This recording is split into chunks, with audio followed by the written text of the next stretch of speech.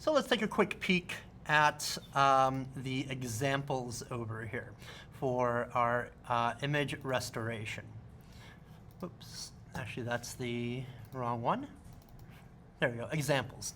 So again, ignore that it says project 5, it should say project 3. But the image restoration project is basically going to be about taking an older image, and that could be any old image. Preferably start off with black and white. If you have an image of your family or anything like that, you can always use that as well to restore your image, and then colorize it, and then put it into a composite. Those 3 stages for this project. We're taking an old image. I will give you a source for old images as well. The Library of Congress has some really great old images that could use some restoration. And that's a great link for you. I will provide that in the instruction manual for this project. Or, of course, you can use your own personal images if you so choose. For the demo that I'm going to do, I'm going to use an old personal image of my grandfather, my dad, and my uncle. And I'm going to do a little bit of a tribute to them. My uncle's still alive, but my grandfather and my dad have passed away, so I kind of have an idea of what I want to do. It's a nice little personal tribute to them, but of course, again, you can use any old image, whether that's a personal one that you might want to use for yourselves, or from the Library of Congress or any other old image. We just want to make sure that the image is large enough. It has high quality image. So here are some examples of what we can do with the old image, restoring that image, colorizing that image, and then after we add color to the image, we're going to make a composite. Now that could be something surreal, like this example where the artist here took a couple pictures, restored them, colorized them, and put the subject in a bathtub with a stork. I think that's a stork. With a stork, and made it a little bit of a wild, surreal image. Here's another few examples of an old image that was restored, then colorized, and then since the subject kind of had a couple doves in their hand, or pigeons, and they're doves. I guess they're both technically the same. If a pigeon is white, it's called a dove, right? But anyway, they took that idea of him, the subject holding the 2 doves, and then colorized it, put it into a background on the beach, and added a bunch of other flying pigeons and doves to make it look a little bit different and surreal and interesting.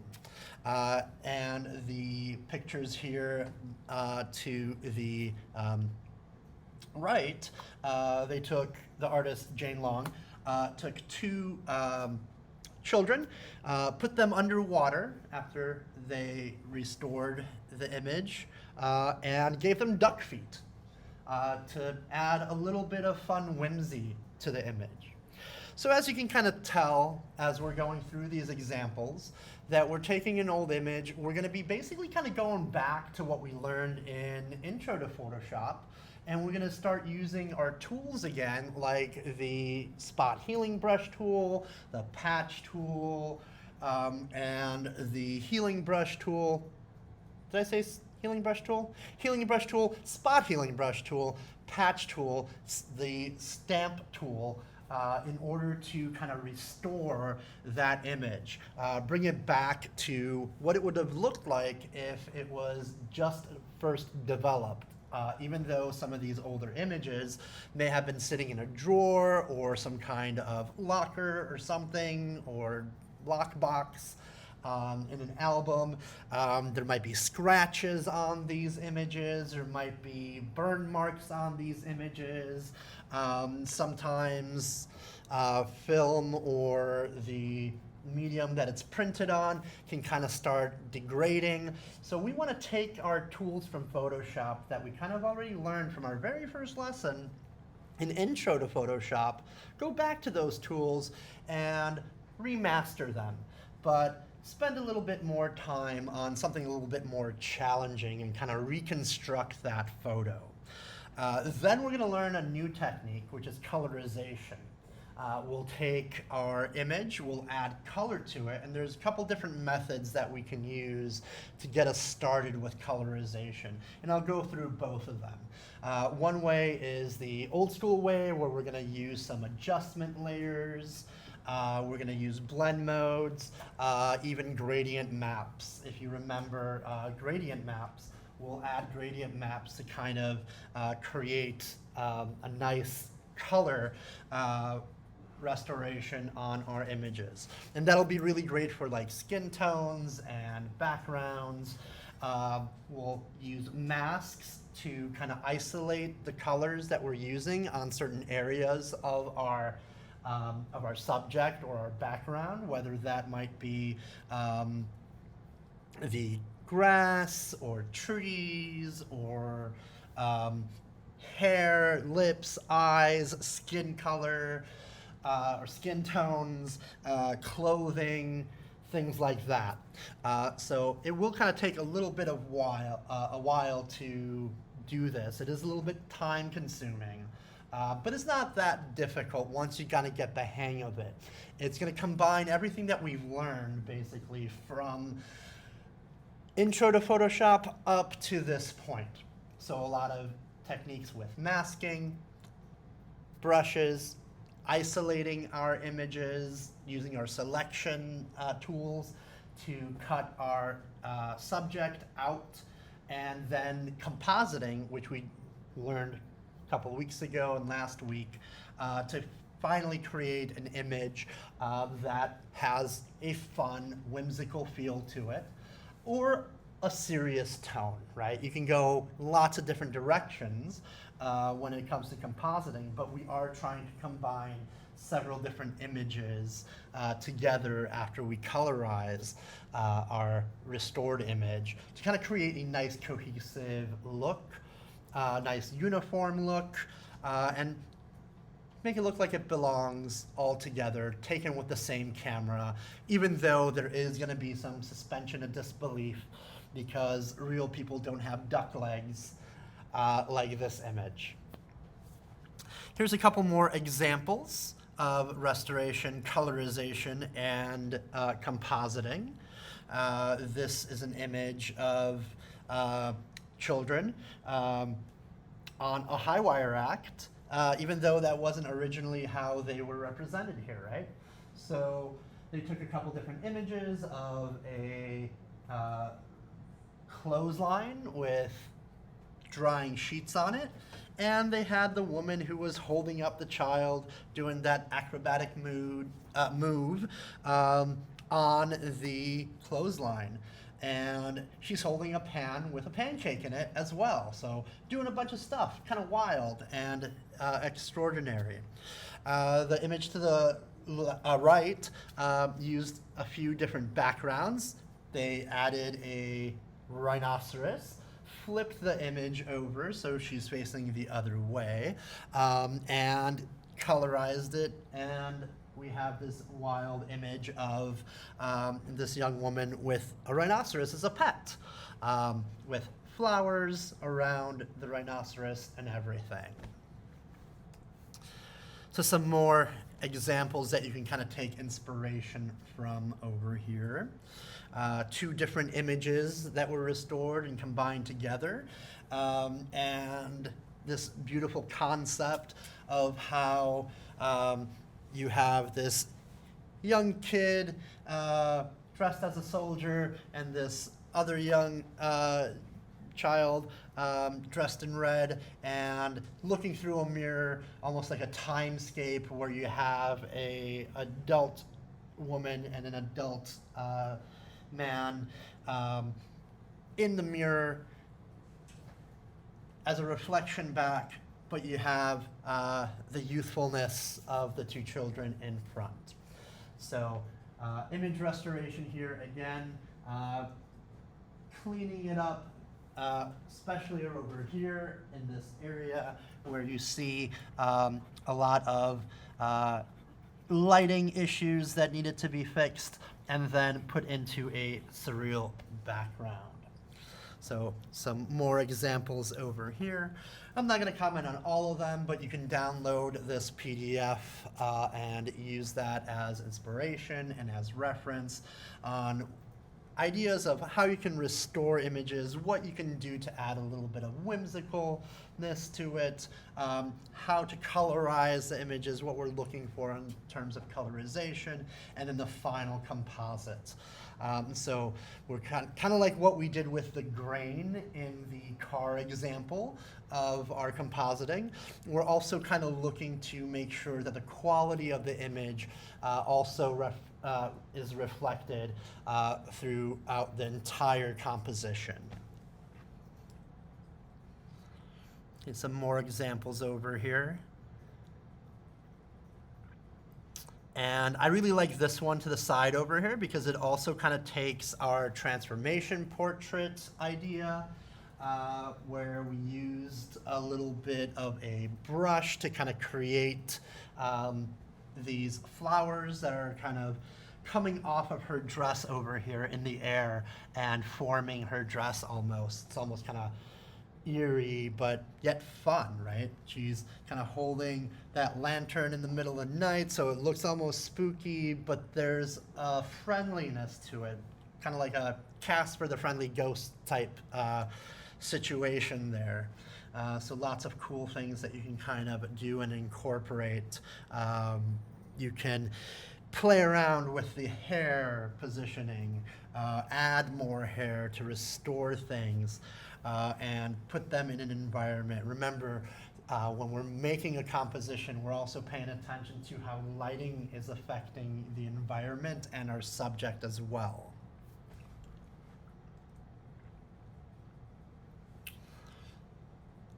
And here, there's a bunch of different soldiers and sailors that have been restored and then put into this tiny, almost miniature-like state where the flowers are really tall, but these soldiers and these sailors are a lot smaller, and it gives it a sort of interesting scale.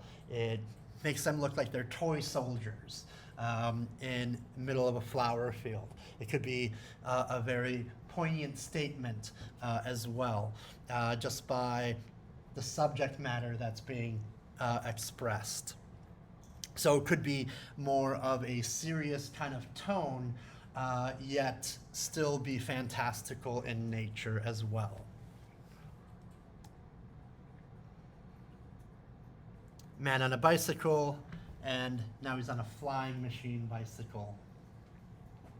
This one is a really great one because there's lots of pieces missing over here from our subject, and yet it was nicely restored.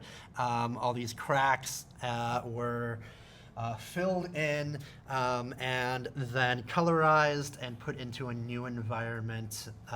And they even put a new sewing garment there as well. So a lot of things that you can kind of use to integrate a lot of different design elements you can kind of put in, different subject matter.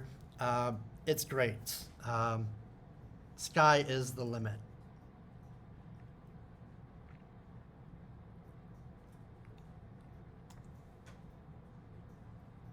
Here are some student examples.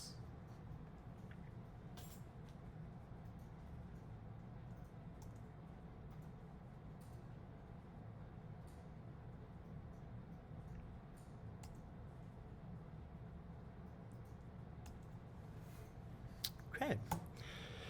All right. Any questions so far?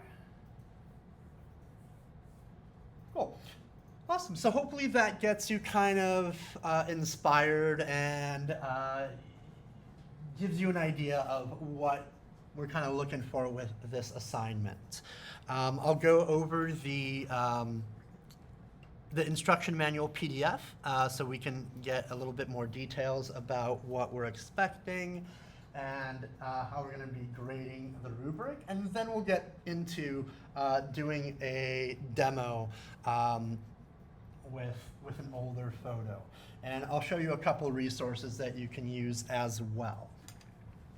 Okay, so again, the objective of this assignment is going to be take an old image, whether that's an old family photo or whether we find that one online through a resource like the Library of Congress, which is linked below in the PDF.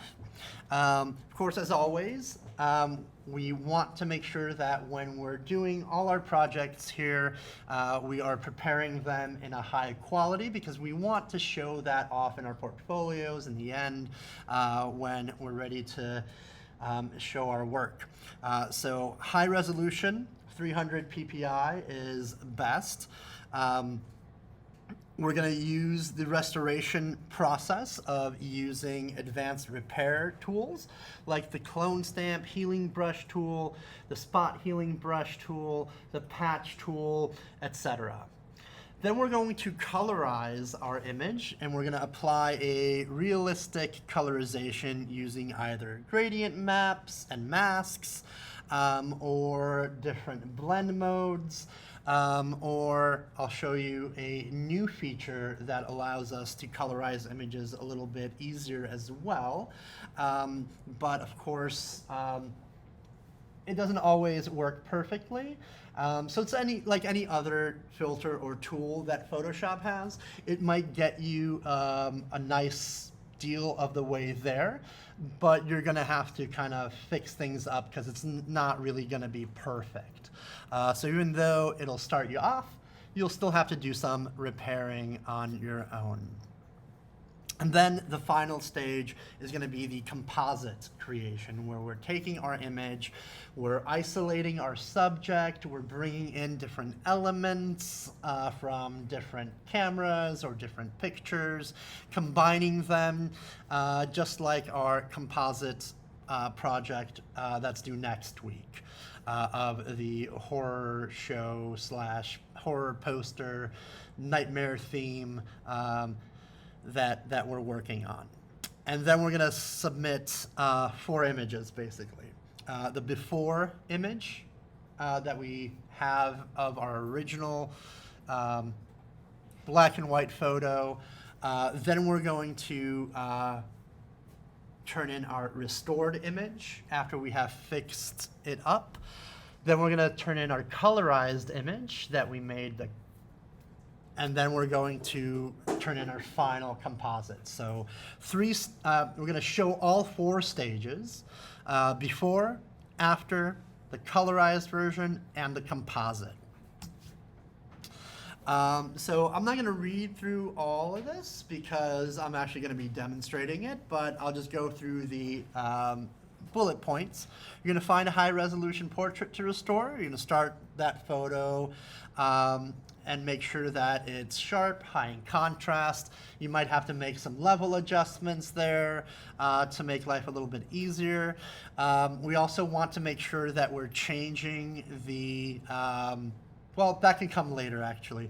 We're going to start our repairs by using the repair tools that we've learned from Intro, which is the clone stamp tool, the spot healing brush tool, the healing brush tool, the patch tool, and any other selections that we might need to make, we'll use those. Then we'll finally save that one after we're finished, and save that both as a JPEG and a PSD file. Then we're going to go into our colorizing mode. So in order to make sure that we can colorize it, depending on where you downloaded it from, you might have to make sure that that grayscale image or black and white image that you downloaded is in RGB mode. So that might have to change again depending on where you download it from. And then we'll start colorizing our image. We'll pick the skin tones, we'll pick the tones that we're going to be using for our clothing, our background, etc. We'll use techniques such as using a gradient map and masking, erasing areas to focus on certain areas like the hair, the eyes, the skin, the clothes, certain areas of the background, etc. Using a gradient map is going to probably be the best way to do that because it's going to offer you the best best tones where you can kind of select the dark areas and the light areas and map them to the areas of your subject. Then we are going to save that as a JPEG and as a PSD file as well.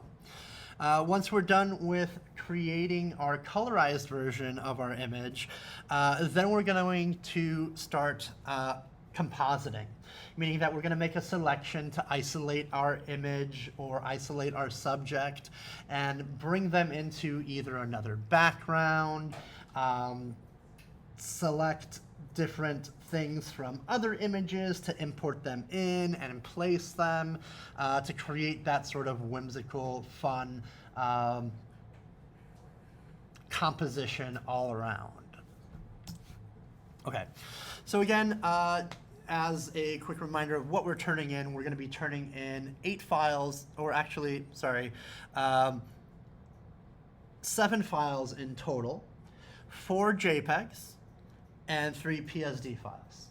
So the original image, if it's a TIFF file and it's a really large file, we want to kind of bring that down into a JPEG so it's kind of compressed so we can easily preview it. So we'll save that as a JPEG, the before image. Then we want the restored image as a JPEG and a PSD with all your layers on there so we can see all the different layers that you use to spot heal or patch or clone stamp. We'll save that as both a JPEG and a PSD with the layers. After we finish our restoration, moving on to colorization, we'll color our image. We also want to include a JPEG image that can be easily loaded and previewed, and of course the PSD file with all the different layers on there so you can, later on if you need to, go back to it if you wanted to. And also so I can grade you and make sure that you have all your layers there, obviously, too. And then finally, for our composite image, we're also doing a JPEG image and a PSD where we have all our layers intact for our composite. And I'm going to be grading you on your design and creativity, 40 points for that. Restoration quality is 30 points. Your selection and masking is 10 points, and your file submission is 10 points as well. There's a couple of videos that I have over here for you to reference, besides the video that I'm recording right now for you to reference later on as well. One that was, both of these were actually done by Eric Perez, another instructor here at Triton. So you can always kind of use that as a reference. He goes into restoration techniques and colorization techniques as well, so 2 separate videos. If you need reference images or images to use, of course, as I mentioned, you can always use your old family photos if you wanted to restore that and make it a little bit more personal. You can do that. Or you can come right over here to this libraryofcongress.gov /photos to find an image to restore. So this is what that looks like. We'll open up the Library of Congress, and you can kind of scroll through these different old photos that you might be able to find and restore. Some of them are better than others for restoration purposes. Oh, it wants to make sure that I'm a human. Some of them might be better than others in terms of restoration purposes go, but you always want to make sure that you're downloading the highest quality image. So like this one over here, this TIFF image is 142 megabytes. That's going to have a lot of nice info for us. If you click that one and click on go, it'll start downloading that file. Since it's a little bit of a larger file, it might take a minute or two to download, but once it does, you can then right-click and save that image. I'm going to save it directly to the downloads over here. And I'm downloading this image just to kind of demonstrate the different color modes.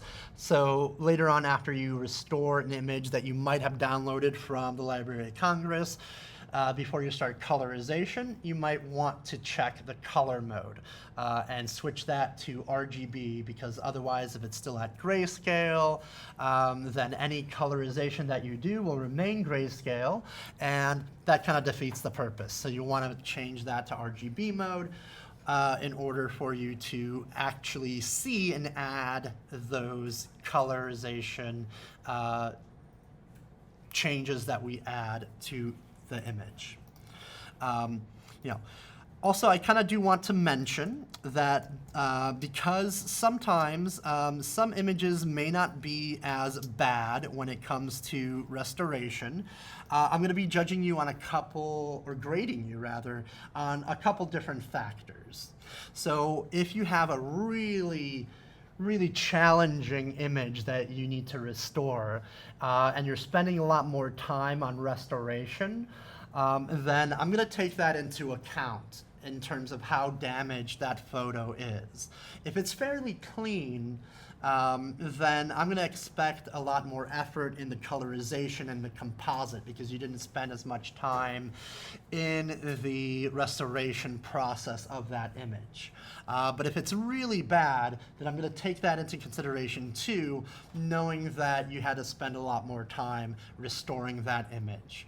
All around, in the end, though, we want a nice image and a nice composite. We want to put as much effort into it as possible, because this is going to be a great portfolio piece where you can actually show your process of restoring the image and compositing that image, the colorization that you did. So it's a really great opportunity for a portfolio piece. So it might be a little bit tedious. It might take some time to work on it, but in the end it's going to be worth it, because it's going to look amazing the more effort and the more time you take. Sometimes you need to go a little bit slower, use kind of different techniques or a combination of different techniques in order to get to where you want to do, or get to where you want to go in terms of restoring the photo. But take that time and make sure that you go slow when you need to go slow in order to achieve that. Okay. Does anybody have any questions before we start going into the demo of restoration?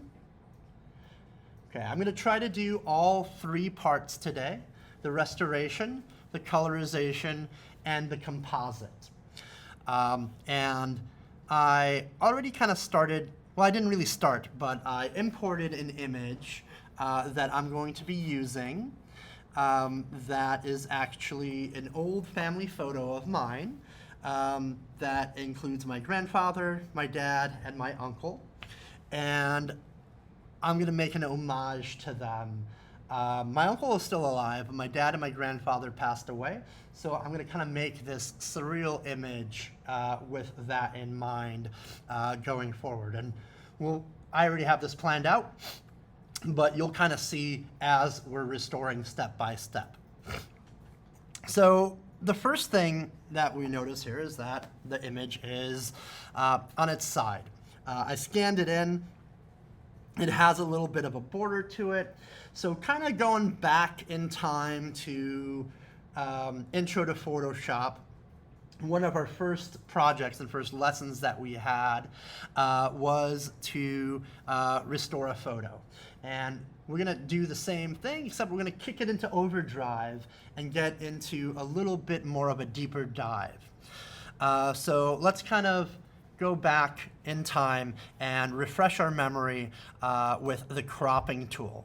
I'm going to click on the cropping tool so that I can get rid of the border, and I'm also going to use the cropping tool to straighten out my image and rotate my image the way that I want to rotate it. So I'm simply just going to rotate that. I'm going to hold the shift button like that so I can get a nice snap to 90 degrees. And then I'm going to just simply extend my crop to where I want it to go, how I want to crop it. And I'm basically going in here to remove that border. So it's okay if I go a little bit inside. I don't mind getting rid of some of these pixels because I want to make sure I don't have any of this white border. I want it nice and edge-to-edge usable pixels over here. Okay. Once I like the way that it is cropped, I'm simply can click done. I can click on this check mark, or I can hit enter, and that crops it and straightens it out for me. Also, just in case, I'm going to go into my image over here and take a look at my image size, and I'm going to make sure that it's high quality. So right now at 72 DPI, it's 18 by 27, but I'm gonna change that up so I can make it 300 resolution, right? And I'm also gonna unclick resample over here to make sure that the scale of the image gives me the actual size, the width and the height at 300 DPI. So this one is at 300 DPI. If I were to print it out, it would be nice and sharp at 6 inches by 4 inches. And I'm okay with that. That's not too bad. And that'll work for a postcard. It's the best I can do for this image since I personally scanned it in. And sometimes if you're using an old scan, that's the best you can do. And that's totally fine. But we want to make sure that it's at 300. So we'll click OK on that, and we'll continue. Another thing that will, yes, question? Just the one photo that I'm using, the DPI resolution is bigger than 300, so that's fine, right? That's totally fine, yeah. Yeah, so just as an example too, I downloaded this TIFF, so let me throw that in here. And that one we got from the Library of Congress. So they had a lot better scanner, and they were able to make it really huge. The TIFF file is 170 megabytes, but if you go over to the image and you go to image size, this is at 1400, right? So if we click resample off and we wanted to say, for example, make sure that it fits 11 by 17, we can kind of go, 11 over here. 11 by 15 will probably even get, that's totally fine. The resolution is at 600. So it's going to be a nice, huge image for us. So we don't have to worry about that. One thing I'll note, since I did already open up this TIFF image, I'm going to skip ahead a little bit and pretend that I had already restored it. If I'm ready to colorize, then I want to go over here to my image and I want to click on my mode and make sure that it's not grayscale. Because if it does say grayscale, I want to click over to RGB. If not, then any color that I add onto here, let's say I have this layer over here and I select red, it's going to be gray over here. And if I try painting on that with red, it's actually not going to show up as red, it's going to show up as gray. So if I wanted to actually show color, then I actually do need to go over here to my image, click on mode, and change it to RGB. I'm going to click don't flatten, and then I'm just going to delete that layer that I just made. And then when I add a new layer, I have my red color here and I can actually see the color. So if you notice for some reason that it's not giving you colors, it's just gray, make sure you go over to your image and mode and make sure that that mode is in RGB. And that is very typical when you download something from the Library of Congress. If you have an image at home and you have, for example, scanned it in on your flatbed, then typically you might already have it in RGB mode. It kind of depends on how you scanned it in, right? Or the original image. Cool. All right. Any other questions? Right, awesome. So let's go ahead and restore this image. This one isn't too bad actually, but there are some little pieces over here that have scratch marks and little dust particles. So I'm gonna kind of get in there and try to restore that. And I kind of want to show you a couple ways that we can do this. And actually, because this isn't too bad, I'm not actually going to be using that many tools for this personal image. So I might actually skip, well, not skip, but also kind of show you a couple other tips that you can use for restoration on that other image that we have over here, on this one. So let's start with this one because this one's a little bit more messy around the face over here. And some of the automatic tools that I'm going to show you for my personal image are probably going to work very well, but they won't work very well here. So let's dive into this one instead. Cool. So what I like to kind of do is I like to always make sure that I have a fallback or a copy that I can fall back on. So I'm going to make a copy of this original background layer by clicking on that locked layer to unlock it. And I'm just going to call this the original, OG. And then I'm going to duplicate that. And I like to do that by just dragging and dropping it onto that little plus sign on the bottom of the layers panel to duplicate that layer on top. And then I'm going to lock that original layer so I don't touch it. I'll even make it invisible so I don't touch it. It's my backup, just in case. And on my copy, I'm going to change this to corrections. Cool. And let's kind of get started. So just as a refresher, we're going to be using several different tools to bring in areas, to fix areas, and, well, restore them. Also, a quick refresher on how the tools work as I'm kind of working on them. So the first one that I'm going to select over here is the Spot Healing Brush tool.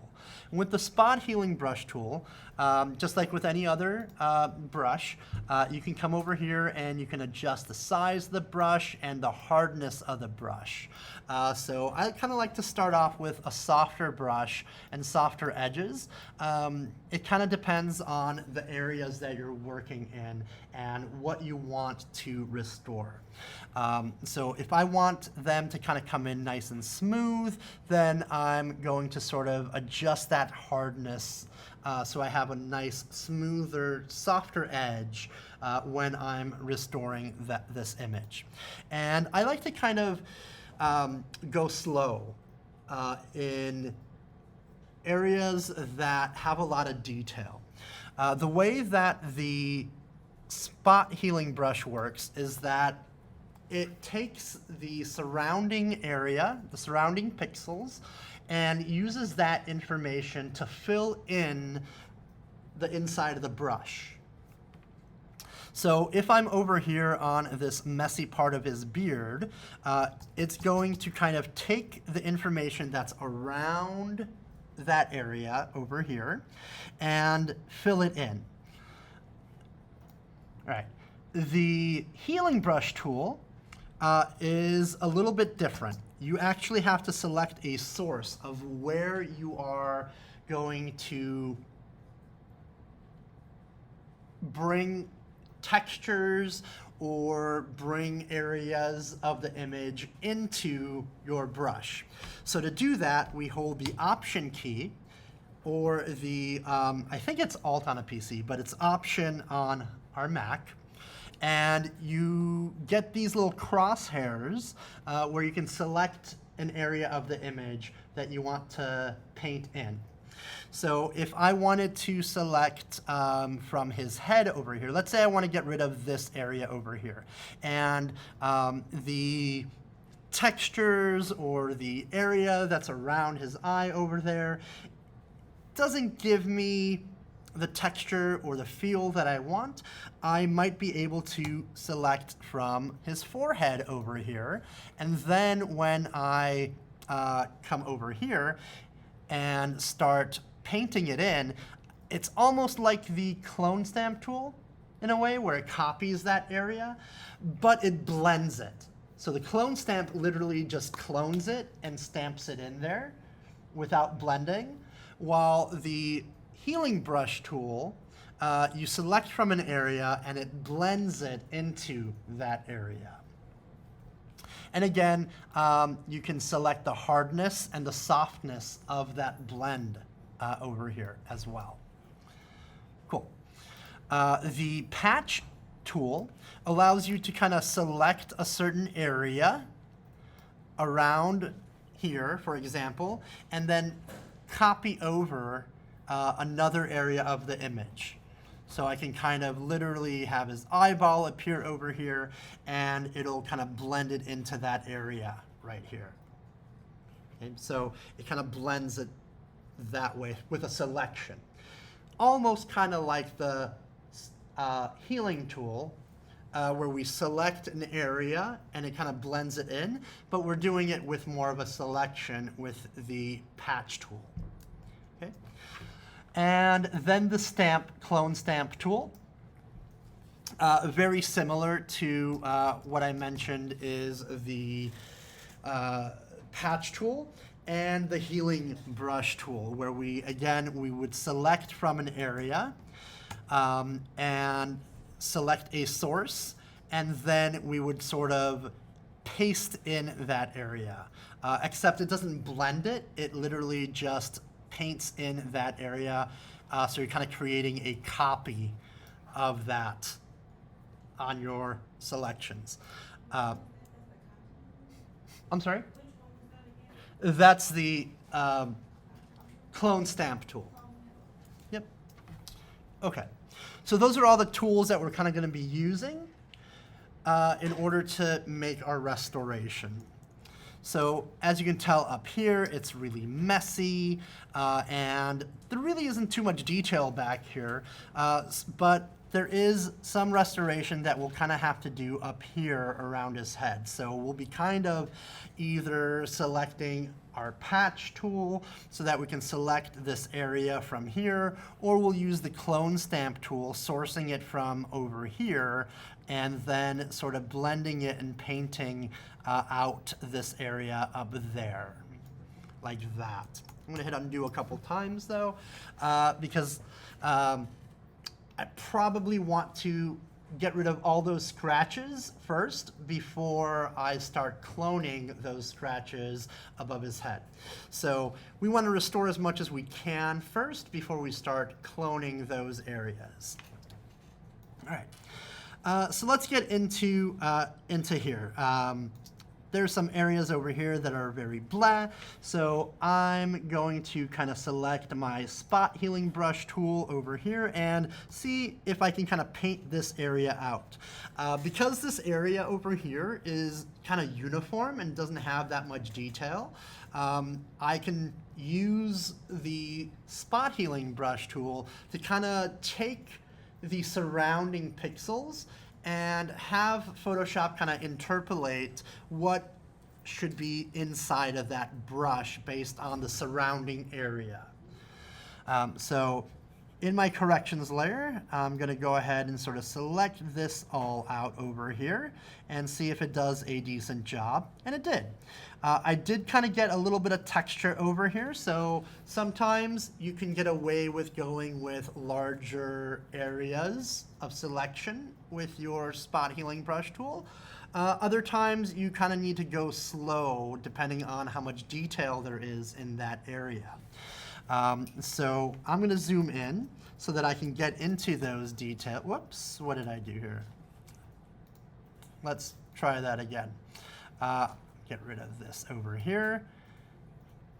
Get rid of that. I'm going to zoom in. There we go. And I'm going to take a look at all these little details over here. I don't really need a huge brush for that little piece. So I'm going to take my brush, make it a little bit smaller, and I'm going to adjust the size of my brush based on what I'm trying to get rid of and how complex the background is. Sometimes all I need is just one little click or one little streak over there, like that, and I can do a pretty decent job. So sometimes it might take some time, might take a little while. It could be a little bit tedious. And of course, it's probably going to be a little bit boring watching me just click around like this slowly. But you do have to kind of be patient when you are going through these areas, because you can be a little bit more sloppy in areas like this where it's uniform.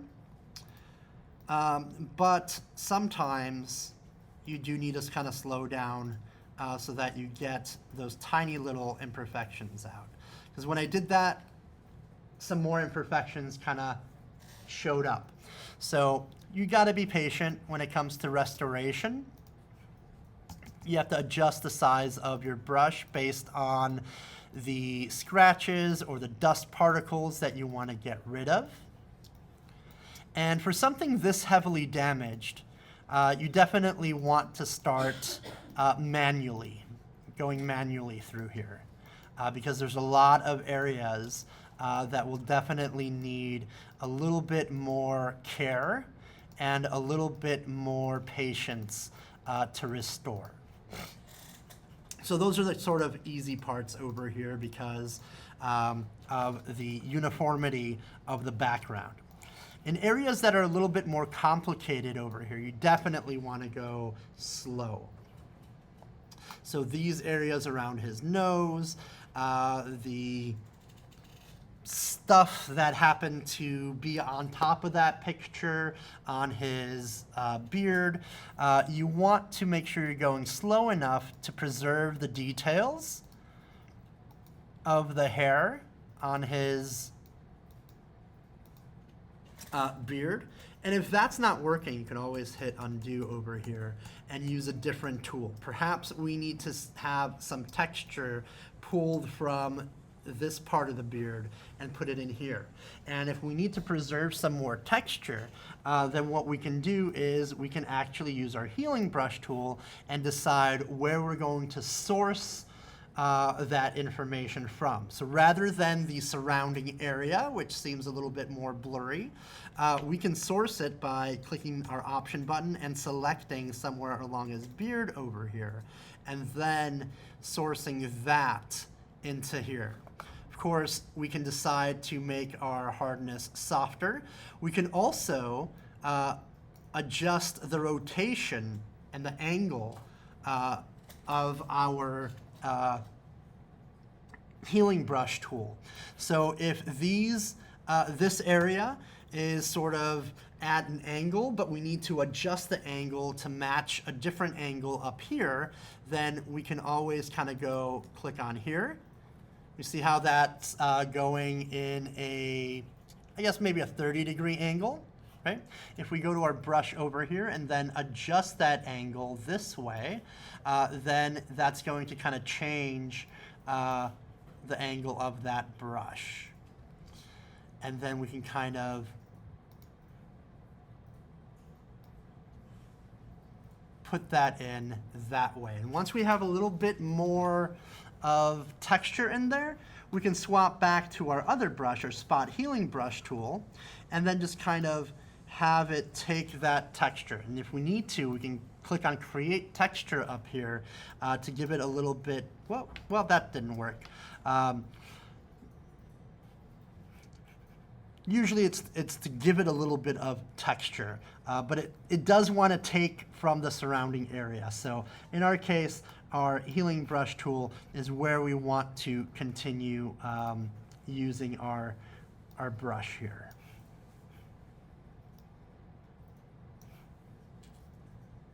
Okay. One other thing that you can do is actually rotate the entire image. And you can do that by using the rotate tools. We have, let me see, try to remember where that is. Our hand tool, sorry. By our hand tool, usually we'll hit the space bar to kind of move that around. But by the hand tool, we have this rotate view tool. And you can actually rotate the image as well, and then go back to using your healing brush tool and sort of give it that rotation that you're looking for. Okay. And you can kind of click from over here in these areas and sort of fix that up a little bit. Then of course we can go back to our rotation tool and go back. If you hold the shift button, it'll swap back to north and south. Okay? And now we have this nice little texture of his beard over here that's a little bit more fixed. If we hide our corrections layer, we can see the difference over here. So we added a little bit more of his beard. We sharpened it up because some of this area over here was a little bit sharper, so it looks a little better over here now. Okay? So continuing on, I'm going to use my spot healing brush tool over here and try to get rid of some of this area over here. Right, going in slowly. And being careful.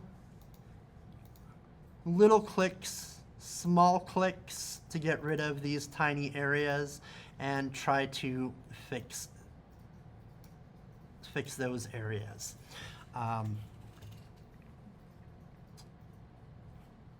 Let's go back to content aware over here because I was using texture, and maybe that's a little bit too much texture. I'm just trying to get rid of these weird anomalies over here. And again, this could be very time consuming, but the more time you spend on it, the slower you go. Well, not necessarily the slower you go, but the more careful you are, meaning that you're going with small clicks sometimes rather than large swaths of areas to kind of restore that. These areas over here, all these scratches.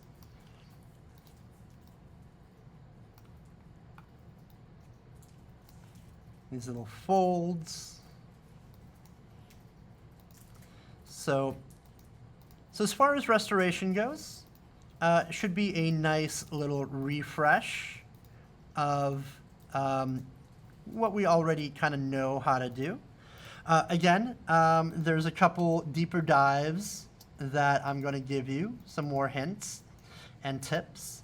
So once you kind of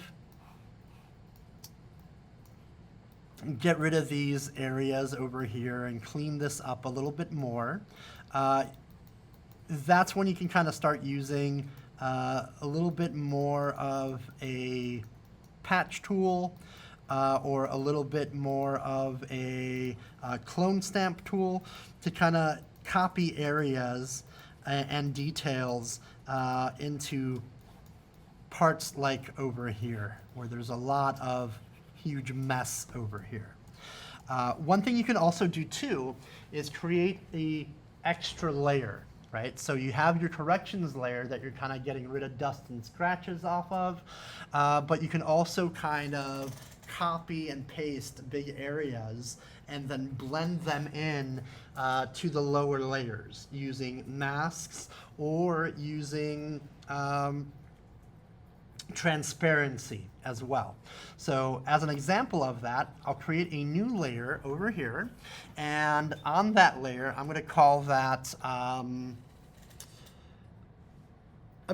hole fix over here, and I'm going to fix this giant hole that's over here, or this burn that's over here, by basically making sure that I'm clicking on sample all layers, so that when I do take a sample of a certain area of my image, I'm taking my corrections layer into consideration.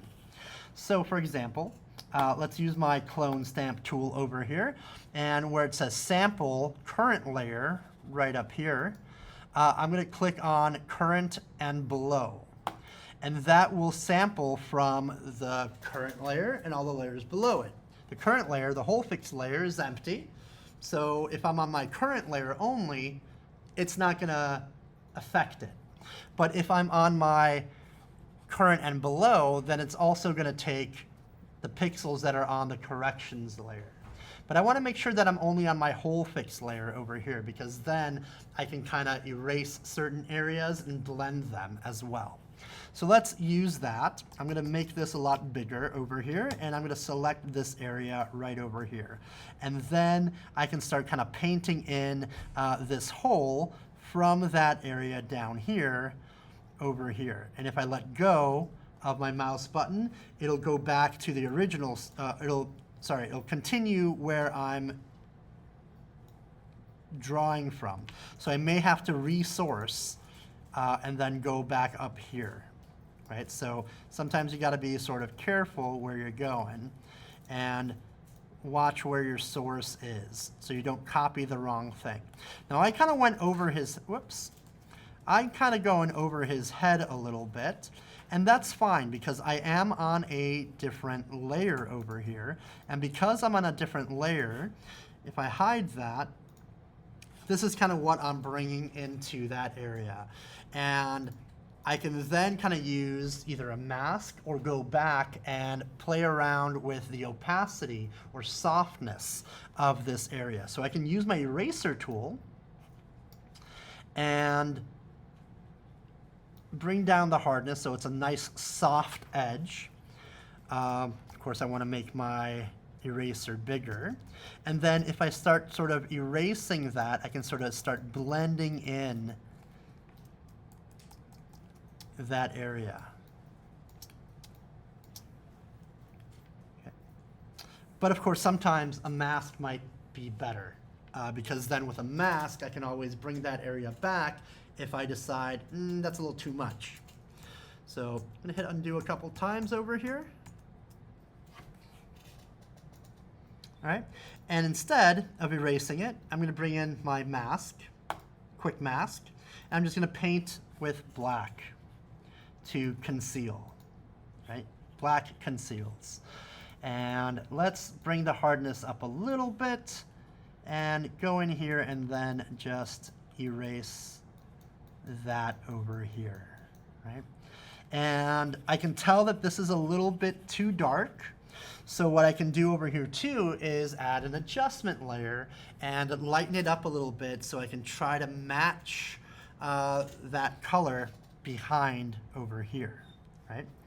So when I do that, maybe the exposure, or might be levels or brightness and contrast, I can kind of play around with it and see what works best. But I do want to create a clipping mask so that it only affects that layer. Then I can go into my brightness and contrast and make it a little bit brighter and see if that'll blend a little bit nicer up there, like that. So now I have a little bit more of a consistent look up here. So if I hide that, that already looks a lot better, right? So you can always take areas from another part of the image to restore other parts of an image. Cool. So up here on my mask, of course, when I copied over this area, I did have some, I didn't have a perfect clean version. So of course, it's going to take those imperfections and repeat them here. So it's always best to make sure that you're cleaning things up first and then copying them over so you don't copy over those imperfections. Otherwise, you'll have to go back to the spot healing tool over here, and you'll have to continue making corrections. And actually, yep, if you're on the same layer, that's fine. That works, and that could give you a little bit of a better or easier blend over here.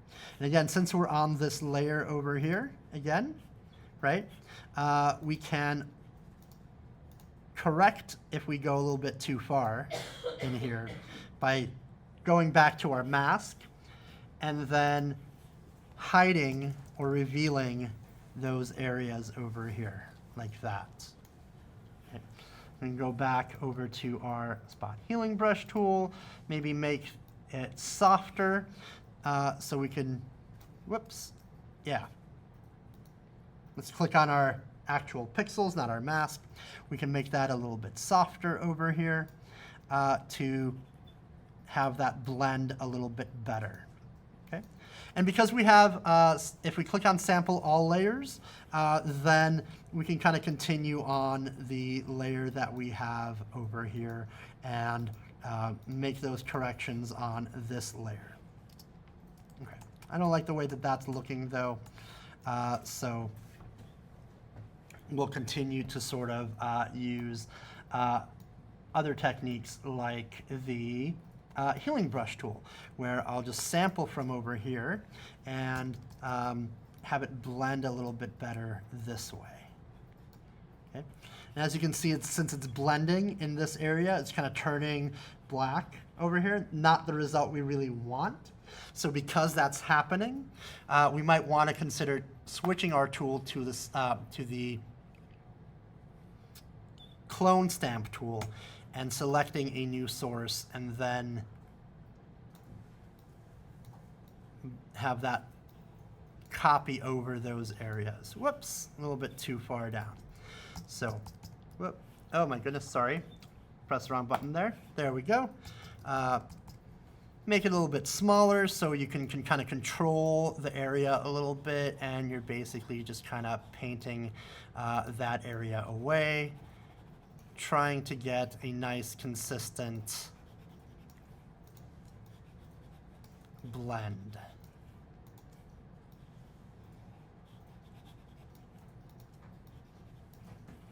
Okay.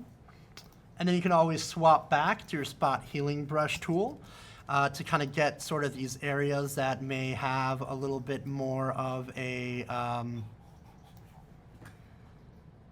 inconsistent sort of background, right? And kind of try to blend those areas in a little bit nicer.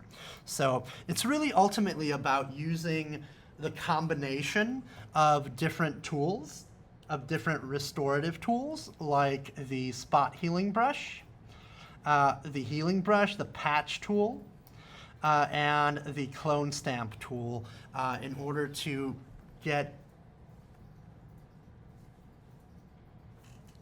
those tricky areas. And the cool thing too is that you don't necessarily have to only source it from one image. You can also combine different images to kind of start a restoration as well. So you can always bring in another image that has a better background and sort of place it in there, right? Say I wanted to just have a nice, background fix over here. I can isolate my subject and bring in another background in order to fix a lot of this area too.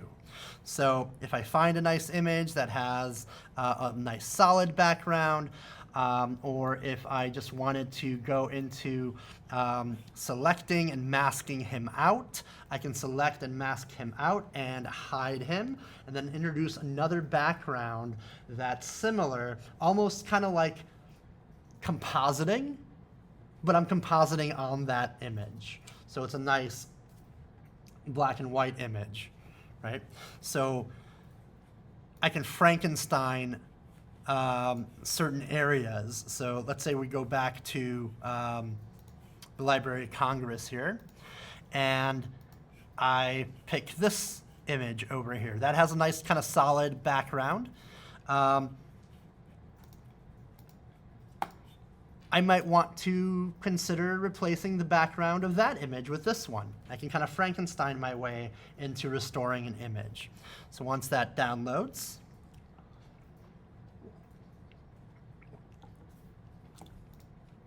okay, I can save that to my downloads. And what I'll do here is sort of just open that one up. And I might take this area over here. And I might copy that from one image, Control C to copy. And I might paste that in on top over here. Oops. Let's paste that in on top over here. And I can blend it, again, by using masks, right? So if I want that to be on the top, let's make that nice and big over here. I might stretch that. I'm going to hold Shift so it stretches down here like that. And then I can kind of use a mask to hide certain areas. And with a soft edge, right, depending on how soft my edge is, I can make it nice and big so it's nice and soft and kind of have it blend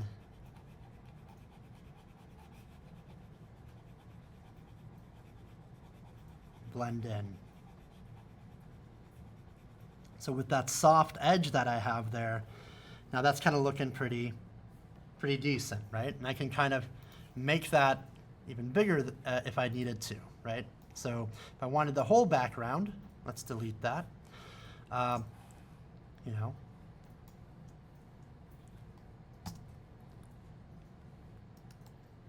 well, I can probably repeat it too. Another method, because I don't want to actually stretch too much of that texture, right? Because then it might kind of end up looking a little weird. But what I can do is I can create a couple copies. So I'm going to hit Option and just go down like this. And I'm going to give it a little bit of space like that.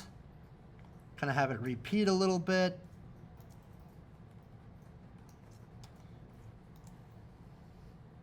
So I do want to keep some of that texture. And then I'll use masks for each one. Okay? And that one is my top one over here. So I'm going to click on my mask, use my brush, and kind of, since I had a little bit of an overlay, maybe I need a little bit more. Have it go down like that a little bit more. And really what I want is this one that's on top. And I'll take that mask that's on top over here and sort of have it blend in smoothly into the next one. I'll do the same thing for that one up here and have that line kind of fade away smoothly. Same thing with this one. Or another method, if I don't want to do masks, I can just use all of these layers that I put over here. I can merge them, right click and merge layers so that they're one solid layer. And then I can use my healing brush or spot healing brush tool and just kind of make a line over here to kind of blend those sharp edges, right? So you can kind of do that as well to get rid of some of those sharp edges.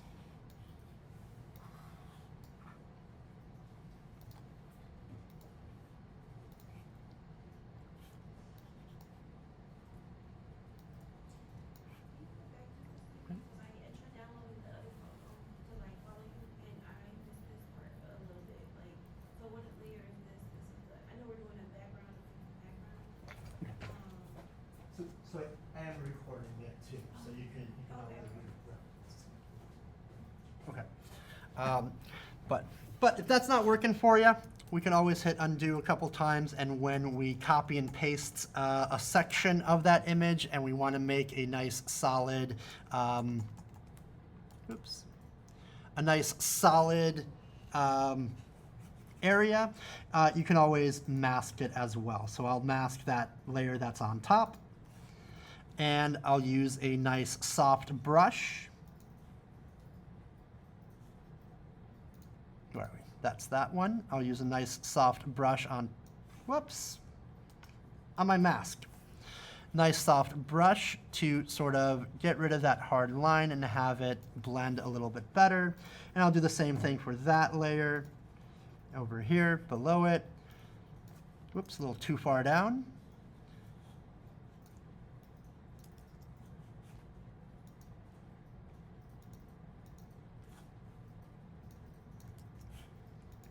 Actually, I wanted the bottom part. Whoops. There we go. Okay. There's that part. So the top part of that, sort of maybe too much. Reduce the size of the brush there a little bit. But now you're kind of seeing that it's kind of blending a little bit smoother this way. So you don't have that sharp edge. It kind of has a smoothness to it. Okay. Then I will merge those layers into one solid layer where I can use another mask over here. Sorry, merge these layers. Then I'll use my mask over here. And actually what I'll do is I'll bring down the opacity just a little bit so I can see underneath.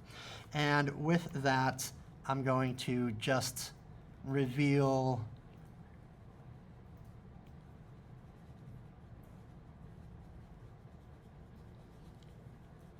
with a soft mask too on the edges here. Reveal my subject here. That's a little bit too far. Again, because we have a mask, we can always switch to white and bring that back in. And because there's a lot of blurriness over here on his arm, we kind of want to match the softness or the hardness of that brush to that edge so that it looks natural. Okay, I'm going to hit X over here and start bringing that area back in over here where his hand is. I might restore that book. Definitely want to restore his hand over here. But again, those harder areas, those more difficult areas, you'll want to take the spot healing brush tool or the clone stamp tool and sort of place that over these areas. So we're kind of matching up top over here. But we kind of created a new background.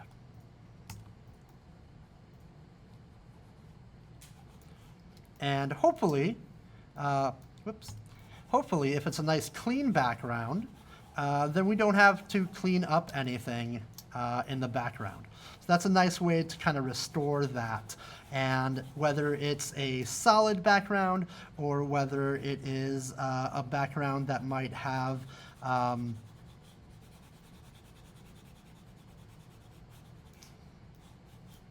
actually, let's bring that back over here like that. And bring that opacity back to 100 over here. Then we can kind of,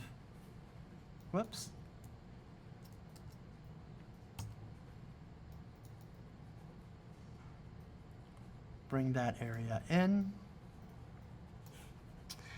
And with this, you can also kind of add a little bit of a gradient map to that too, if you wanted, or a little bit of something to make it a little bit more light. in terms of how the lighting is over here, because there is a little bit of a gradient, so it's a little bit darker down here. So you can always kind of use a gradient on top of this. If you don't want to ruin your mask, you can turn this into a smart object. Actually, let me make sure that I have all the areas that I definitely want to keep down here. And then you can kind of use a gradient map here. And to keep that mask as is, I'm going to turn this into a smart object. And then I'm going to add another gradient to it, or I'm sorry, another mask to it. And I'm going to use a gradient to kind of have it get a little bit revealed on the bottom. Or better yet, what I'll do is I'll actually keep it the way it is, and I'll add a new layer that I will create a clipping mask of. And then I'm going to use a gradient where I have it going dark, or other way, white up top and a little bit darker down on the bottom. And because I still kind of want it to have that feel of that lighting, what I'm going to do is I'm going to change the blend mode of this gradient fill here, and I'm going to change that to maybe multiply or color burn, and that kind of gives me a little bit more of that texture that's there. I think maybe multiply looks a little bit better, and I can always adjust the opacity of that as well. So now I kind of have this before and after of the background, at least, right? And I have a little bit more of that texture there. I could also decide that there's a lot of white space up here, and I can crop it as well, right? So I don't necessarily have to restore everything. I can crop it in such a way that I might not need to restore everything down here. But those are some options over here for the restoration. And now what I'm going to do, though, is I'm going to switch over to my image that I'm going to be focusing on. And because this one doesn't have that much damage to it, I'm going to actually use a filter. And you can always try to start off with that filter and see how far it gets you. Sometimes it'll do a really great job. Other times it'll get you a portion of the way there, but you're still going to have to go in there and start restoring things. But I think that this is kind of a fun way to introduce newer features in Photoshop by going over some of the neural filters that are available. So just like before, I'm going to change this to my original, and I'm going to copy this over, and I'm going to make this a corrections layer. I'm going to lock that original, and in my corrections layer, having that selected, I'm going to go into Filter, and I'm going to click on Neural Filters. And I'm going to see what's available for me over here in my Neural Filters. All right, we're going to skip the tour because I'm going to talk about it. And there are a couple different things over here that's going to help us both with color restoration and then for our second step later, colorization. But first I want to get into,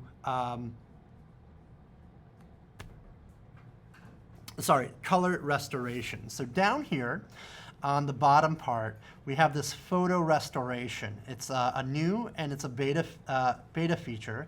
But if you click on that, you can click on download, and that will download that feature for you. It might take a minute or two depending on how fast the connection is and how many of us are using it at the same time. But if you click on that and after it downloads, you'll be able to use those features. And the cool thing about this is that it tries to use AI to look for scratches and dusts and get rid of all that scratch and dust and get rid of that noise for you. So is it cheating? Not really. It's a tool that's available for you, right? It's like saying, you know, just because I have a big giant hammer that I want to smash the rock with, it'll get the job done. But if I have a jackhammer, it'll get the job done faster, right? I still might have to go into it and sculpt it a little bit more with a fine chisel and hammer, but it'll get the bulk of the work done. And you can kind of zoom in over here by pressing Command and plus and see the preview of what's going on over here. So over here under Photo Enhancement, Enhance Face, and Scratch Reduction and Adjustments, you have all these different sliders that you can use to kind of help you along the way and see if it'll get you there a little bit quicker. So I'm going to click on Scratch Reduction, and I'm just going to drag that slider up a little bit and let it process and see where it gets us. Okay. And then I'm just going to look around after it's done, after it finishes processing. I'm going to look around on my image. I can already kind of see a big scratch over here. We'll see if it gets rid of that one right there on his pants. It might take a minute or two for it to process, depending on all the different adjustments that you're using. You might have to go into noise reduction or color noise reduction, and just by moving the scratch reduction to 14, that got rid of that scratch over here. Didn't quite get rid of this scratch over here, so you can kind of play around with how much to use. If you go overboard, it might give you unwanted results. So it's kind of a play around with the sliders, explore it, see what's working, see what's not working, go into those problem areas that you know exist, and after it processes, see if they're gone. If they're not gone, you might have to go in there and manually still use the tools that we discussed earlier, like the spot healing brush tool or the some of the other tools. So that scratch still seems to be there, even though I increased it from 14 to 24. Let's see if noise reduction helps anything. So let's adjust that. Temporarily disabled because of an error. Let's try again. Okay. Let's see if we can enhance the faces a little bit and see if that works. Photo enhancement. Well, it's a beta, so sometimes you will get errors over here. So if it doesn't work for you, then you might actually have to go do some manual work. But we know how to do that, though, because we know how to use the traditional tools. So we can always go back and do that. Okay. So since I can't really work on it, it's temporarily disabled. What I'm going to do is at least output the results that it already gave me onto a new layer. I like to put it on a new layer so that I still have my original layer here. So I'm going to click on OK, and then I can go back, and now I can kind of go in here and make any other adjustments that I need. So with this image, I might want to adjust the levels a little bit too. Don't forget that you can do that as well, your brightness and contrast and levels. There's a lot. I can make it a little bit brighter and crunch the blacks a little bit more. I think I don't need it that dark though. Whoops. I don't think I need it that dark though, but I will crunch them just a tad, and then maybe up the highlights a little bit over here so that it's a little bit brighter, but not too bright. I still want enough contrast to be able to colorize it and everything. All right, then I can go into my layer that I just output, and I can make those adjustments that I need to with my spot healing brush tool over here. Let me reduce the size of my brush, and get rid of that scratch like that.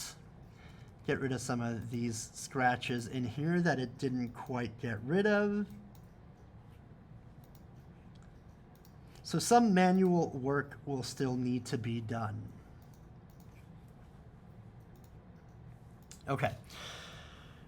All right, so one quick adjustment here, maybe adjustment there.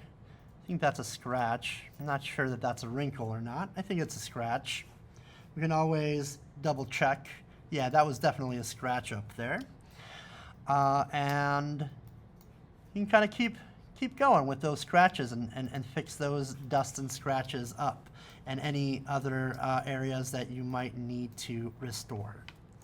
But for the sake of going forward, we're going to call this complete. Okay, so we've restored it. It looks magnificent. We're going to save this as a PSD file and as a JPEG file. So I'm going to save this as a PSD. We're going to call this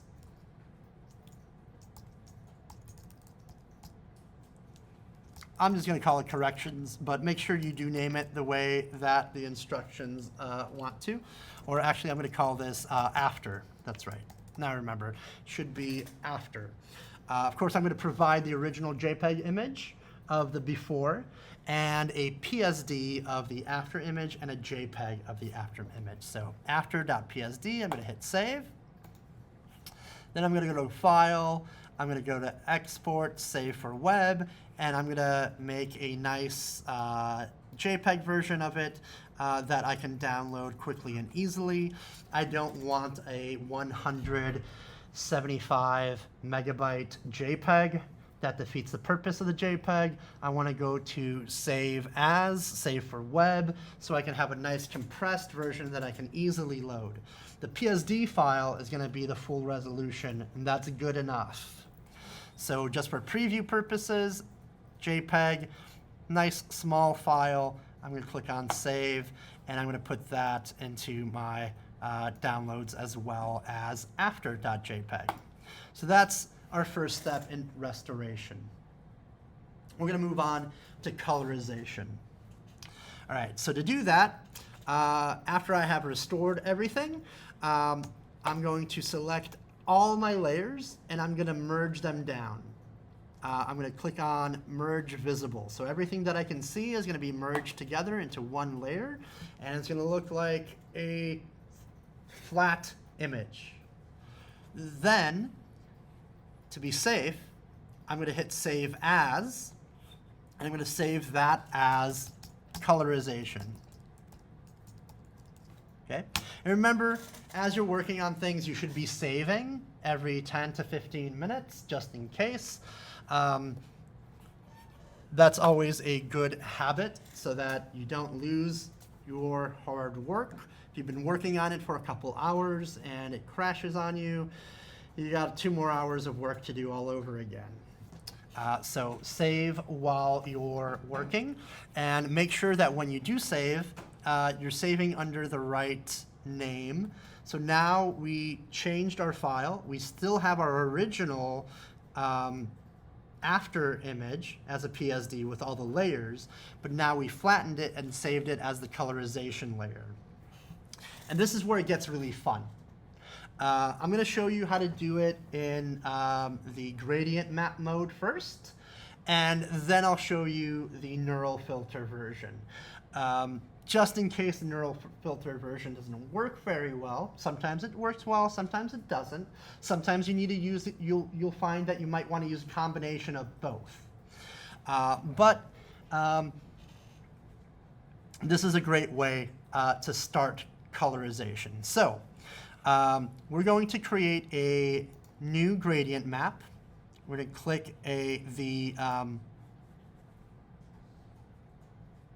oh my gosh, I'm sorry. We're going to click on the adjustment layers and then click on gradient. And that will give us a gradient map for our entire image. Now, the trick is to, when you select your gradient, you want to, wait, what, oops, sorry, I think I clicked on the wrong one.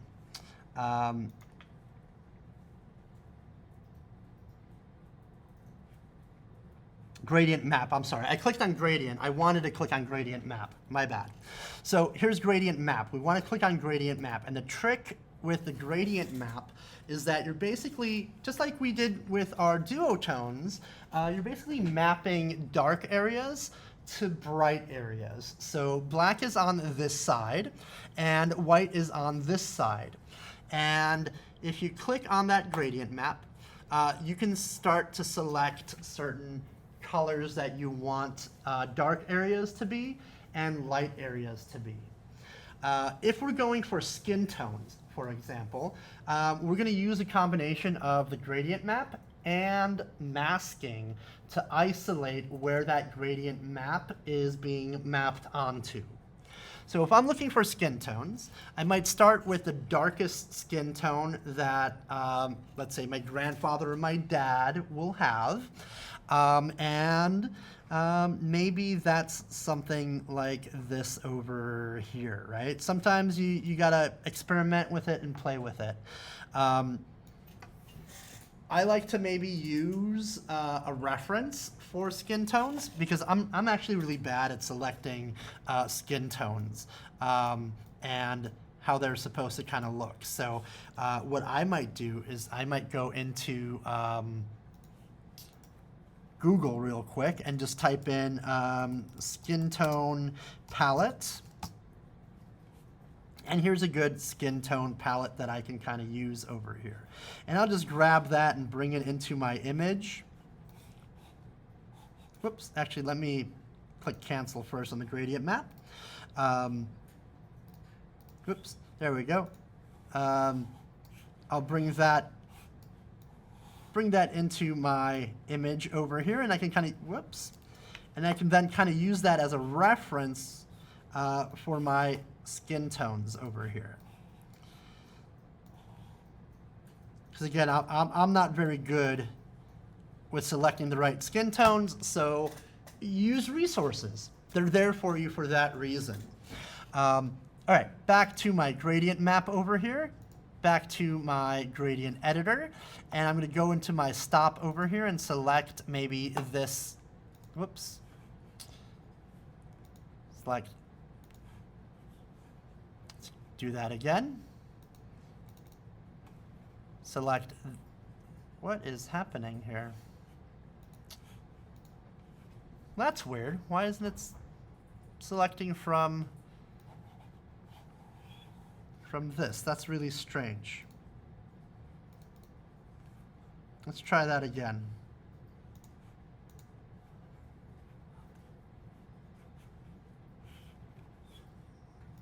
There we go. That was weird. I don't know why that did that. Some weird bug. But anyway, now it's working. That's my darkest skin tone. Okay. And then for my brightest skin tone over here, I'll select my brightest one over here. And then I can start kind of mapping it out. So sometimes I might need to kind of adjust where that's going to be. And maybe I might need to add another stop in here and select a different skin tone for that inside of here. So that's kind of where we want to start playing around with it, is that gradient map. Now, the thing about this gradient map is that it is kind of selecting the entire image over here, right? Yep, definitely need to be a little bit darker over here on this end. But that's a good start, right? We kind of have a general idea that could, or maybe we can improve it. But in order to make sure that we can improve it, I'm going to click on OK, and I'm going to use my gradient map to hide the areas that I actually don't want to be part of my gradient map, which is everything except for the faces. So for this particular gradient map, I'm going to put uncle face. Okay. And that's not how you spell uncle. Uncle face.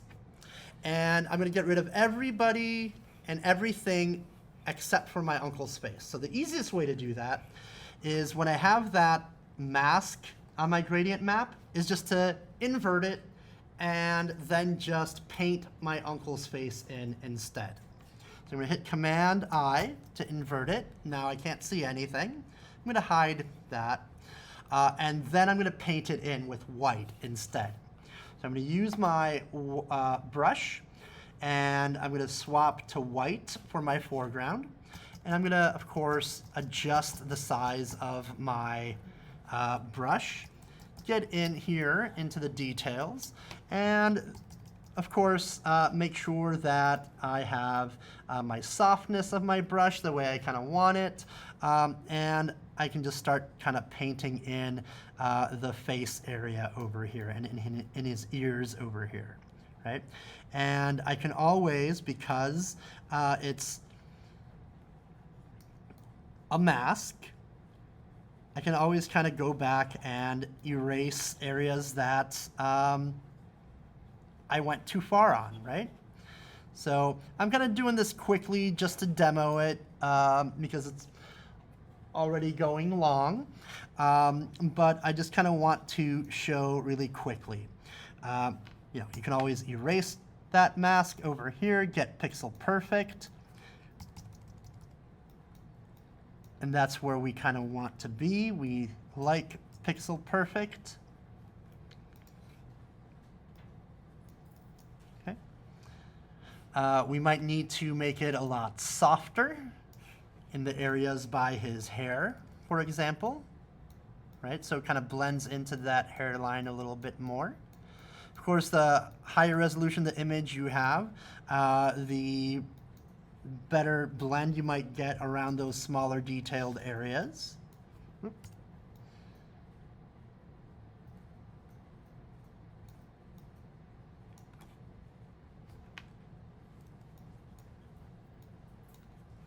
Okay, and that's a start, right? Let's actually get rid of the area by his eye over here because his eyes shouldn't be skin color. Right? And his lips shouldn't be skin colored either, so I'm going to sort of remove that. And it looks kind of funny right now, but as we continue adding gradient maps and basically coloring like with crayons, right?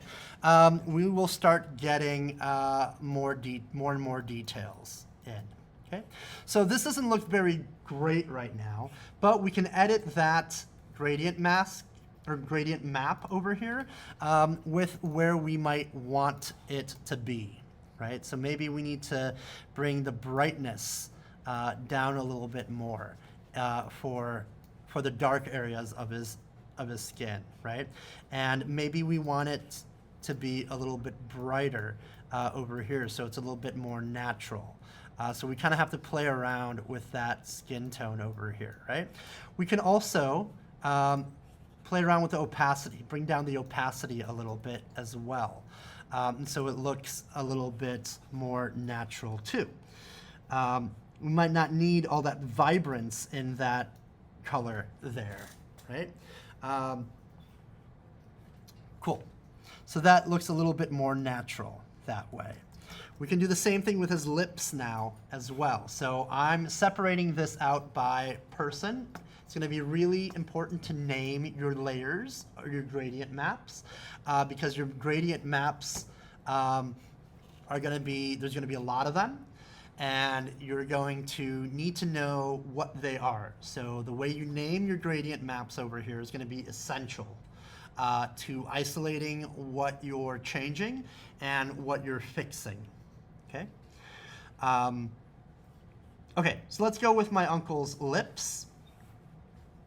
I'm going to create a new gradient map.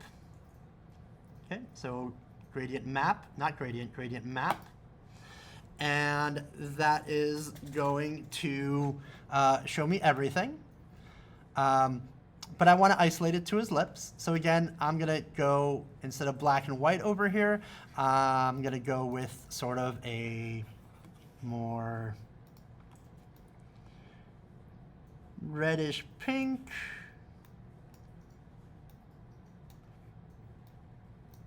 More reddish on the dark side.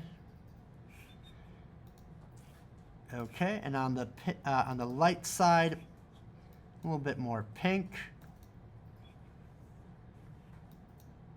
Let's go with that for now, just to get us started. Okay? And then we'll go back and modify our gradient map to make it more natural appearing. Okay? Maybe because he's a dude, we'll go a little bit more peach. Right? We'll start there.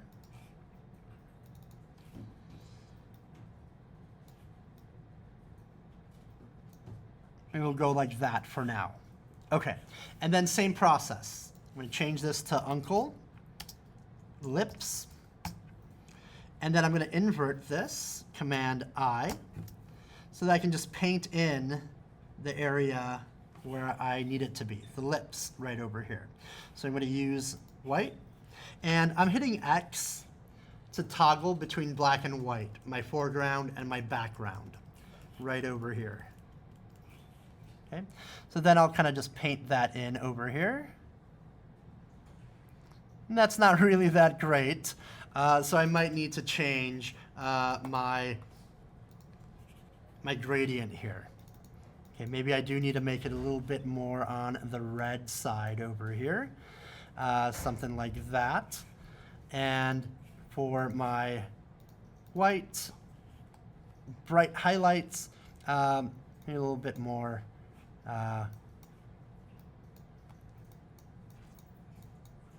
That's a little bit clownish, a little bit too much.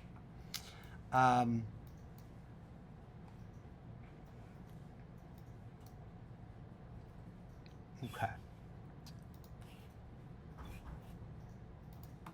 Let's go into our brightness. I'm going to bring down the brightness a little bit. Whoops, wrong way. Let's start with our dark area. Sorry, right there. And then let's go to our brightness and kind of make that a little bit darker. And that looks a little bit more natural now, right? So I'm just bringing down those darker areas here. For some reason, I'm not sure. I think when we went into that neural filter, it made my uncle's face go from young to kind of wrinkly and old, right? So that's something that you got to pay attention to when you're using those neural filters. But for the sake of this, we'll just continue. But that gives us a little bit more of a more natural look over here. And let's go into this one over here. We'll bring the maybe hue maybe a little bit. Actually, I think that was looking pretty good over here like that too. So that's a little bit more natural. Okay. So we'll click OK, and that blends in nicely. So kind of before and after. It does have a stylized look to it, but it's a good start over here. Okay. His hair, we'll do my uncle's hair, and then we'll do the eyes next. So we'll add another gradient map. Okay. And for his hair, we're going to go with like this dark color for the dark areas. We'll do black. And then for the lighter areas, he kind of has a little bit more like my hair, so it's a little darker, like this. And we'll click OK, and that'll get us to at least a starting point again. And then we'll hit Command I for that mask, and we will brush his hair in here. And again, I'm going to have a nice soft brush for the areas over here, and to kind of match that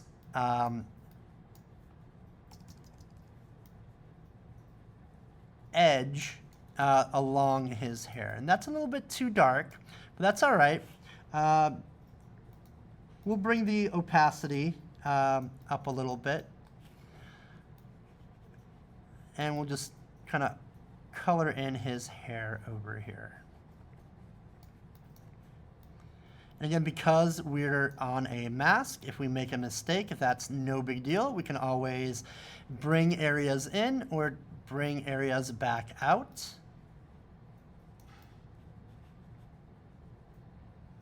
Okay. We can add, make it softer, make things a little bit larger over here so it's soft. And then we can erase the areas that we definitely know we don't want colorized. Right, so we can kind of just mask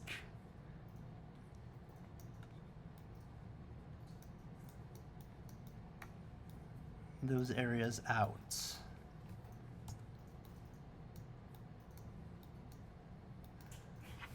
Okay, so that's looking a little bit better. We can go into our gradient map. Oh, let's not forget Uncle here.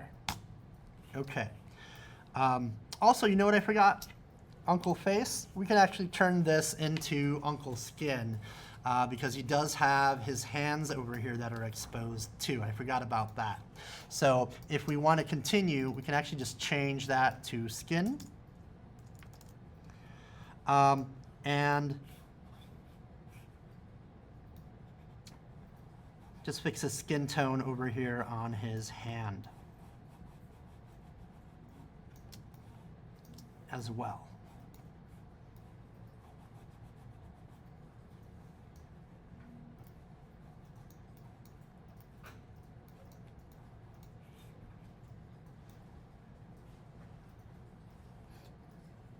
He has a watch on, so I'm going to leave that alone over here. And we'll do his watch and his belt together.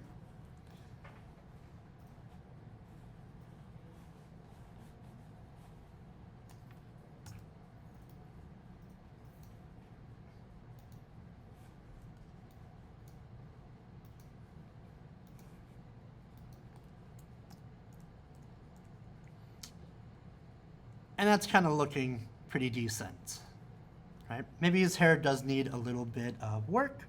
So let's go back to his hair over here, and let's go back to this darkest spot of his hair. And maybe it needs to be up here like that a little bit. And the brightest, the highlights in his hair, maybe they need to be just a tad brighter like this, right? You can kind of make a decision on what you think it should be, what color you think it should be.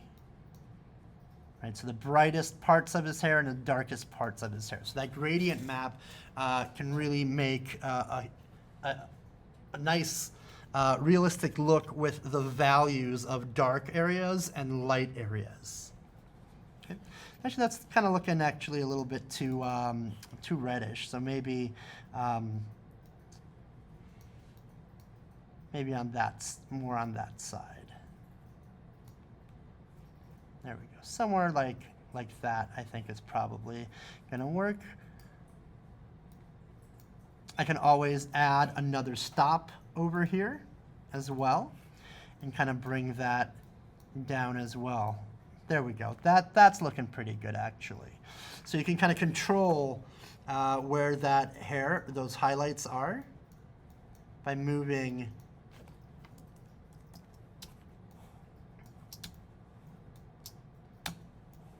Why is that not working? Well, let's click OK. Let's see if, there we go. Okay. So you can always kind of adjust where the highlights are, where the midtones are, what color the midtone should be, what color the shadows should be, and what color the highlights should be. You can adjust and make a big difference in the feel of the lighting as well with that. The difference between what we did with our duotone projects and this one is that with this one, we're using masks to colorize, and we're looking for a realistic representation rather than a sort of wild and crazy sort of duotone that expresses some kind of feeling or something. We're trying to make it look realistic in this case. So less artsy, more realistic. Okay, let's click OK over here, and that hair's looking pretty decent. And then you're just going to repeat the process for everything. You're going to repeat the process for the grass in the background, which I'm going to do really quickly. We'll add, another gradient map. And this time we'll go with green. Like a dark green over here for the dark areas of the grass. Okay. And we'll go with a little bit of a lighter green.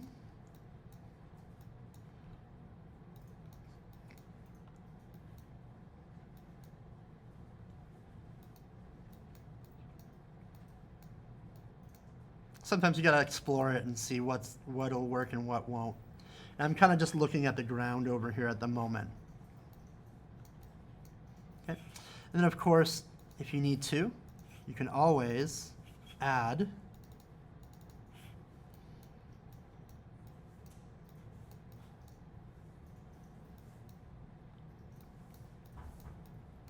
another point in here.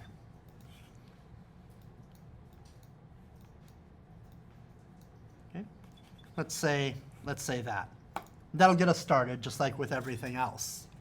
And then using our mask, I'm going to invert that mask and then just start painting in, whoops. What did I do? Undo. Here we go. And then I'm just going to start painting in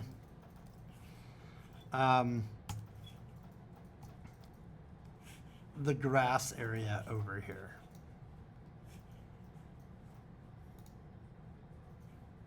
There we go. Okay, so I'm just going to start painting in the grass area over here. And then since I'm kind of seeing that, I'm also going to lower the opacity a little bit.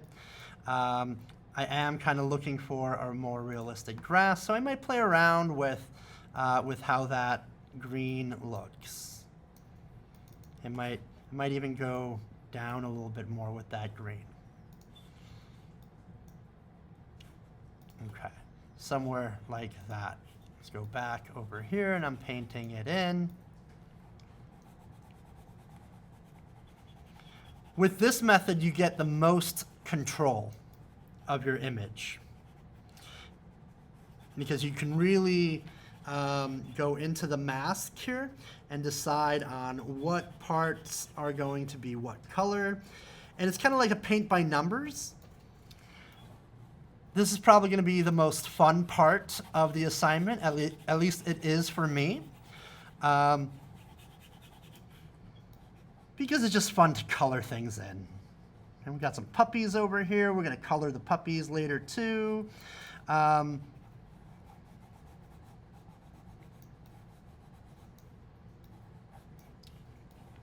we can just keep kind of going, right? It's all about how you're painting it in. And how you're using your masks, the hardness of the brush, the softness of the brush, that's all going to make a difference on the edges. So you want to pay attention to how soft the edges are of your subject, or how hard the edges are of your subject. You might have to get inside really small over here for those areas that are kind of showing through, like that. And you just keep going, you keep coloring.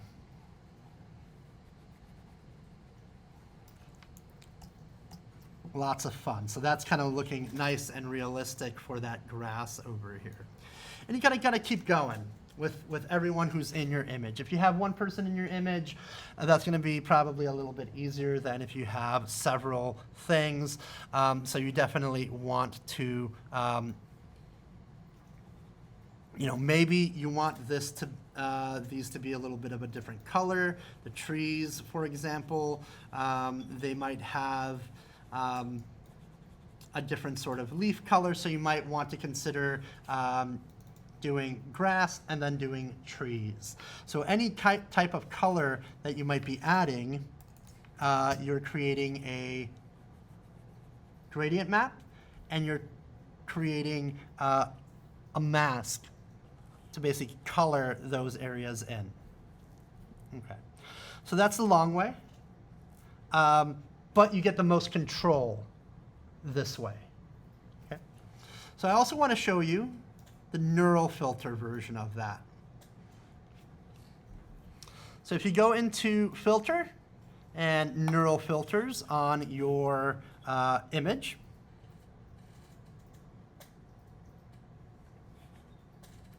there's also an option to colorize. And it'll automatically colorize everything for you. It'll pick the skin tones, it'll pick everything, but you don't have as much control as you do with the gradient map option.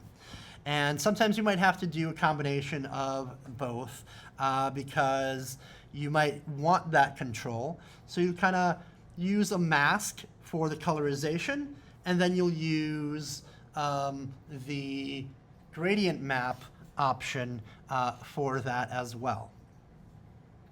And you can kind of pick and choose by using a mask and hiding what's already colored and what's needs to be more precise based on how you want it to be. If it'll load. If it won't load, I won't be able to show you that part. Later.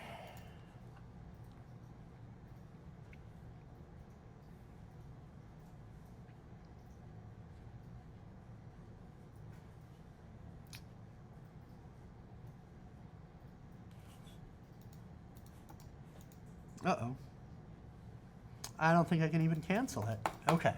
Well, we'll talk a little bit while it loads. I think because this is running really long as far as the demo goes, and we do have a lot of time on this one. This one isn't due till April 20th this year. So because we have about 4 weeks, I think, 3 weeks.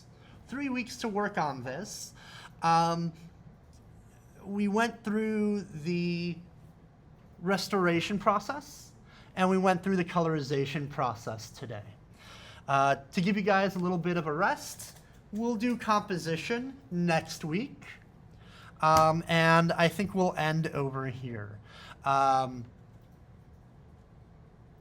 Maybe. Let's see if we can force quit Photoshop and restart it real quickly, just to kind of try to show you the colorization process with neural filters really quick. All right, but in this case, we're gonna go with our we'll go with the After PSD. We'll open that one up, and let me zoom in here.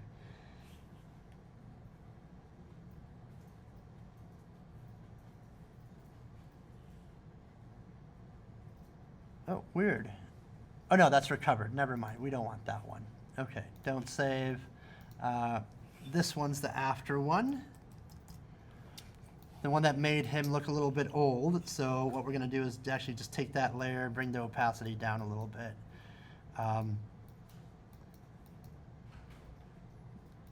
Yeah.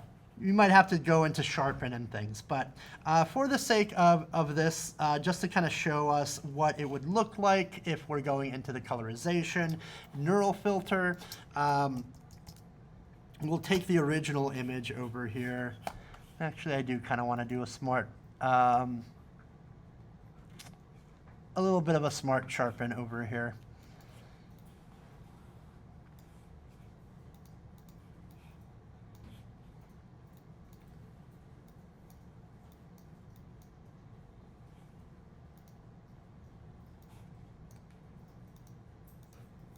Yeah, that's looking pretty good. All right, so that did a decent smart sharpen for us over here. Let's ignore the fact that there needs to be dust and scratches removed. We are going to go into filter and neural filters for this one. And down here under color, there's a colorize option over here. So we might have to download that colorize filter. And once it downloads, it's going to colorize our image for us over here. Now, as you can see, it did a pretty decent job of selecting a bunch of colors, but there are a lot of things over here that just aren't working, right? There's a lot of colors sort of bleeding and blending over here that just not working right. So we might have to go in there and make some adjustments to it. But the nice thing about it is, again, we can sort of change and output as new color layer. Or we'll just keep it like this. We'll output this as a new layer, okay? And then we can use masks to hide the things that aren't working right, like his pants. And we can use gradient maps to adjust his pants then. So let's click on OK. And that outputs it to this layer over here. So again, we can use a mask to hide the areas that aren't working well, like the pants, right? So we can erase the pants with a mask, the colorization of the pants over here. And you know what? Maybe he had gray pants on. That might work, actually. So for the sake of today, that could work. But if you want to take that step further, again, we are going to go over to gradient map. We're going to invert that and go with the darker areas being super blue, the bright areas being a little bit lighter blue, and then that'll just get us started, and we can draw in that blue on his pants over here. Obviously, that's not kind of how we want it to look like. It's a little bit too bright, a little bit too vibrant. So we can always go back into our blues over here and adjust how we want those dark areas to be over here. And we can kind of try to sort of match it to that if we wanted to.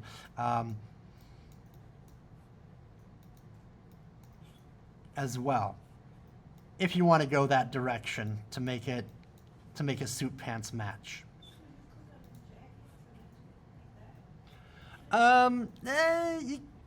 Not necessarily. It kind of depends because it's going to kind of, well, for some reason it's not selecting the right thing again. Let's put cancel over here. So we can try to click on the jacket, but sometimes depending on where you're clicking on, it may not do the same colors that you're actually expecting or want it to be. So sometimes it'll work. Sometimes it's more of a judgment call. But you can kind of control it more with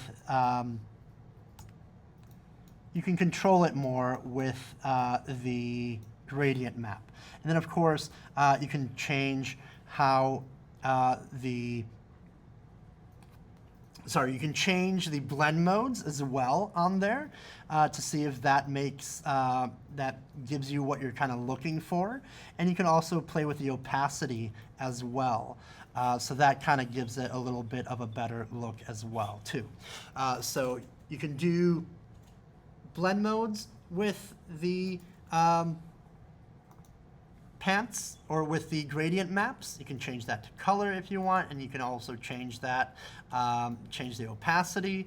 You can change it to lighten or screen or multiply, depending on the situation and how you might want it to look. But compared to how it was before without the mask over here, whoops, let's turn off that mask.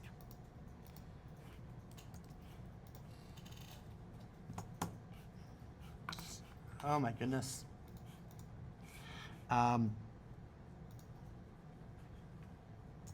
we turn off that mask and just show what the colorized version was over here, that looks a little bit better this way than it did before. So you might have to do like a combination of the neural filter and the gradient map.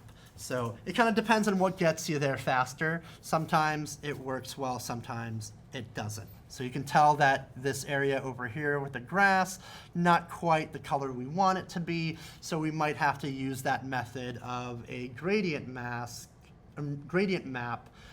to color that area in with the right tones that we want. So you can always do a combination of both to get to where you want to be with the colorization.